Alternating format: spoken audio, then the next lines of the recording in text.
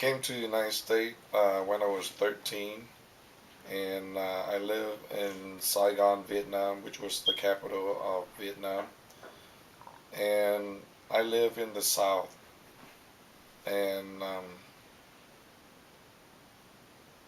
the way that I grew up in Vietnam was as a teenager. Everything. I have everything just like any other kid does, and our living situation in Vietnam was pretty good.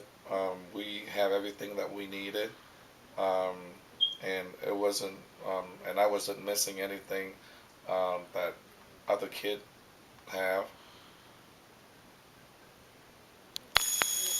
From my own experience as a teenager back in the country, where we used to assist some of the American GI when they go on R&R. They will look for entertainment, you know, either some female companion or some a marijuana that I would show them some of the area where they can pick up some of those things, and uh, in return they will give me American currency. Um, my brother, who also I have two older brother who's also in the service, and they also have a lot of American GI friends. When they come to our home, they will be bringing box and box of M&M, Hershey, candy bars, gum, where the kid will be coming and they will give out to the kid as gift. I came to the United States in 1975 when I was 13 years old with my family, my mom and dad, and five other siblings. In Vietnam, we lived in a city named Nha Trang.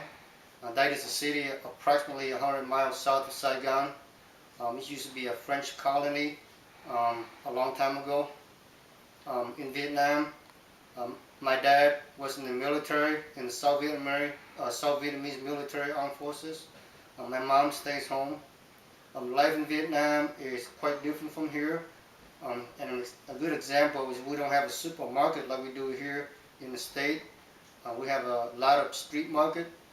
In order to have a meal for the day, my mom would have to go down to the street market and buy groceries for that particular day, and then cook it to serve dinner for the family throughout the day. We don't have refrigeration where we keep frozen food like we do here. If we want to have a chicken, we got to go buy a live chicken and kill it, and then make dinner for that day.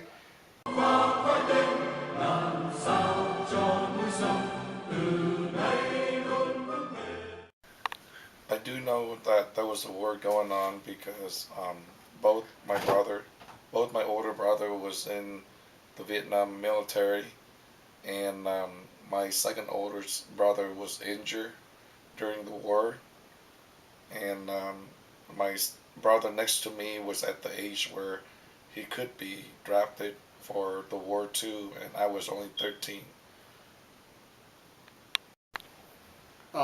When I was young, the war in Vietnam was raging when I was at the time when I was 13 years old. Um, War to me was part of my life because when I was born, the war was already on, and when I left, the war was still on when I left Vietnam. So war is really nothing new to me. For kids my age at the time, war is essentially part of life, and of course there is a constant threat of war as you grow up.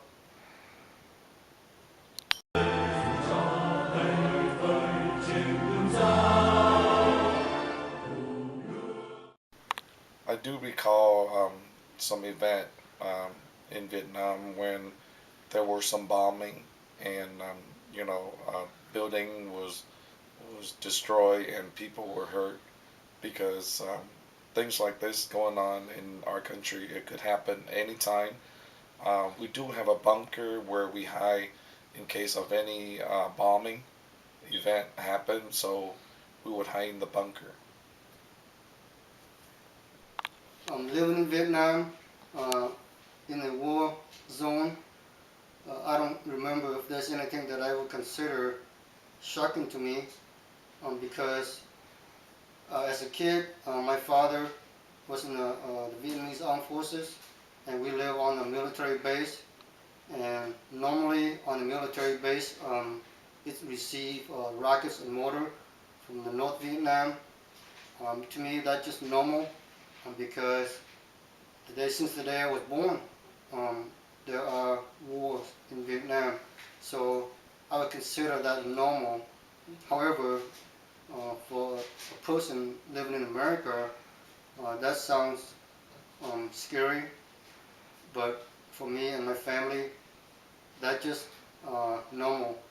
Usually, uh, when we are being attacked by mortar or rockets, we learn to automatically hit the ground and hide underneath our bed.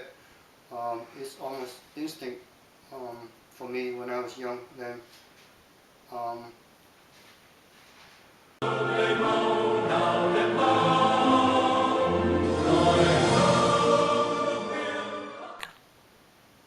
The way that I view about U.S. soldier, that I think they came to assist with the war, but I think there's mixed feeling about the United States soldiers when they came because um, some people think that it was a great deal that they came to assist with the war, but some people feel that it didn't help that much.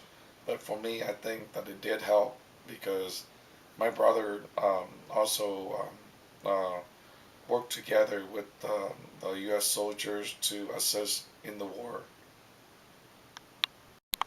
Regarding American soldier, there's a lot of soldiers who live around our house, and they pretty much are friendly people. Most of the time when they see me, they would offer me orange, gums, sometimes sea ration. So I have fun trying to communicate with them because I don't speak English well at the time. And around 1975 or late 1975, I don't see too much American militaries around anymore because, of course, President Nixon withdraw the American armed forces from Vietnam, and that's essentially end the war for America.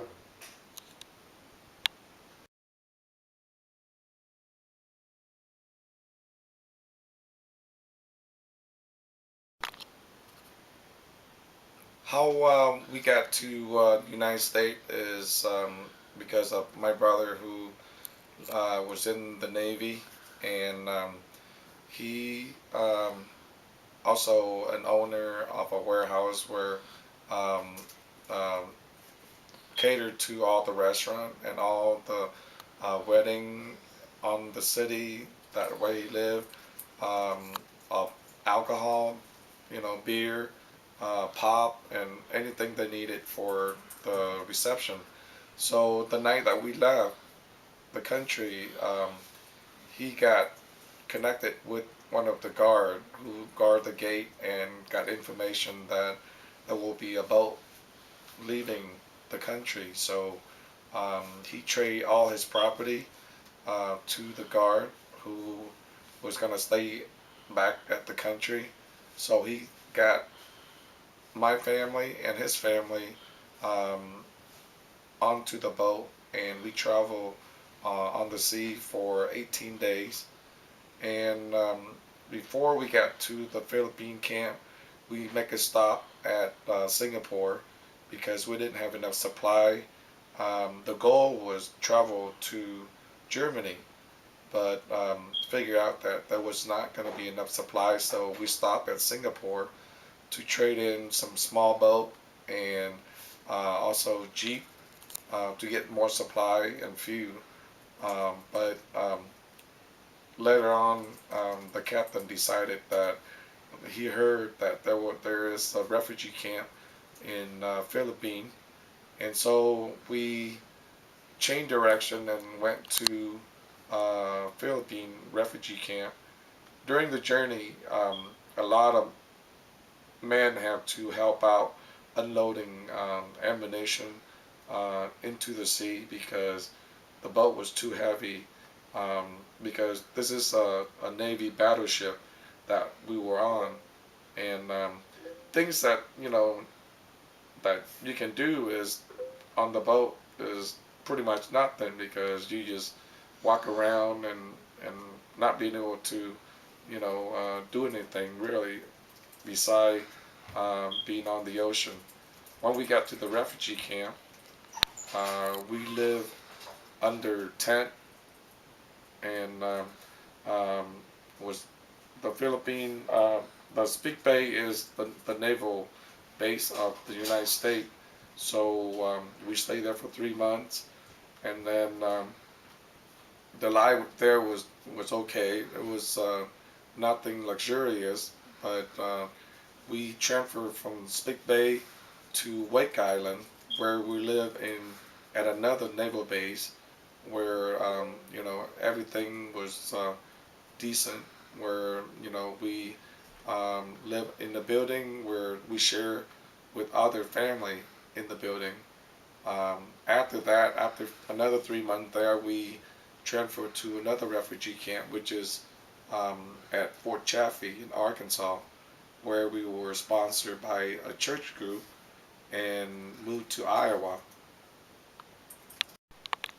The American military forces began withdrawing from Vietnam in 1973, and by 1975 they were essentially all gone from South Vietnam, and therefore the South Vietnamese army cannot sustain the war effort.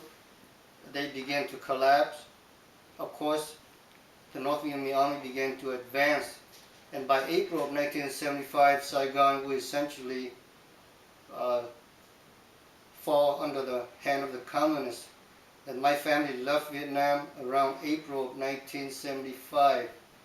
We ended up in the refugee camp in the South Pacific in an island called Guam. We stayed at Guam for several weeks before we get transferred to Fort Chaffee, Arkansas, which is also another refugee camp in 1975. Of course, at the refugee camp, I remember in Guam, we live in tents, military tents, of course, and the weather in Guam was extremely hot that I can remember. There we went through the immigration process to get resident in the United States. And from Guam we ended up in Fort Chaffee, Arkansas. And from there we get sponsored from the Lutheran Church in Minnesota, who sponsored a family and let us settle in Minnesota towards the summer of 1975.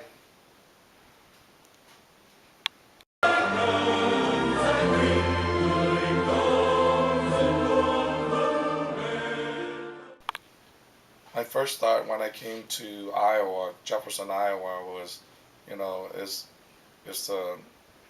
I heard everybody talk about it, which is the United States is a land of the free and everything should be great. But there is some things that I went through as a teenager when I first came here. I do see some racism, and because I live in a small town where there wasn't any minority there that much. There was no African American. I think we were the first like Asian or refugee family came live in that city. Um, my one experience that I went through was I compete in a lot of different sport, and when I was successful, and there were some things that happened to me and my family, where people make threat call and destroy our property, um, like slashing tires and throw dead animal at our house. So I try to give up competing in sport, but with my coach, he did help me go through with that, and so I made a lot of friends and become a good member of the city in Jefferson, Iowa. Life in America was way different than it was in Vietnam for me and my family. We were settled in Minnesota in 1975, and of course Minnesota is extremely cold. Um, it was our first experience of cold weather and snow, and we didn't like it at first, but it takes us a little while to get used to the weather in America. And of course, the language barrier was quite challenging for me and my brother and sister when we got to school. We had to take a specific course designed for people who doesn't speak English. It's commonly known as ESL, English as a Second Language course, and we have a special teacher who teaches us English. I had to learn how to read and write again at the age of 13. So it was quite challenging process at the time for me. Our family was treated pretty well when we settled in Minnesota. We were given an opportunity to go to school and to learn English and to assimilate in American society. My father was given a job to work by a person in the church. So we were pretty lucky to have an opportunity to come to America, to settle, and to become a productive citizen.